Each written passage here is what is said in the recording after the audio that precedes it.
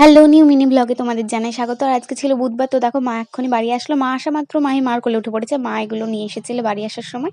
আর মা প্রচণ্ড খারাপ হয়ে গেছে, বুঝতে পারছো দিদার টেনশনে, কারণ নিজের মায়ের যদি কিছু হয় তার মেয়ের ওপর কতটা প্রভাব পড়ে। তো মার মনও যেমন খারাপ, শরীরও তেমন খারাপ হয়ে গেছে। আর মা তো 3 দিন দিদাকে নিয়ে হসপিটালে ছিল, কিছু খাওয়া নেই দাওয়া নেই, বুঝতেই পারছো। আর আজকে মা বাড়ি এসে কিছু খায়নি। মা কাল রাতে বাড়ি এসেছে, আর আজকে হচ্ছে বৃহস্পতিবার। এখন বাজে 4টে, আমরা তাতে উঠে পড়েছি কারণ একটা জেঠু মারা গেছে সেই কারণে। তারপরে দেখো এখন অন্ধকার হয়ে আছে। তারপরে আমি শুয়েছিলাম, বাবা বসেছিল। ভোর হতে না হতে মাই আমাদের এসে হাজির, আর মায়ের কোলে বসে পড়েছে। তারপরে আমি টিউশন জন্য রেডি হয়ে নিয়েছিলাম, আর খাবার খাচ্ছিলাম। ঠাম্মা ওইদিকে খাবার খাচ্ছিল।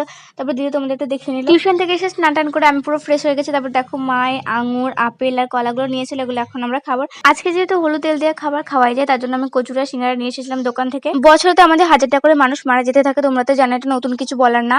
তো তারপর আমরা ভাতও খেয়ে নিয়েছিলাম। এখন বাজে 2:30। তো আমি, ঠাম্মা, মা, বাবা, দিদি সবাই খেয়ে নিলাম। তারপর দেখো মাইকে নিয়ে চলে এসেছি।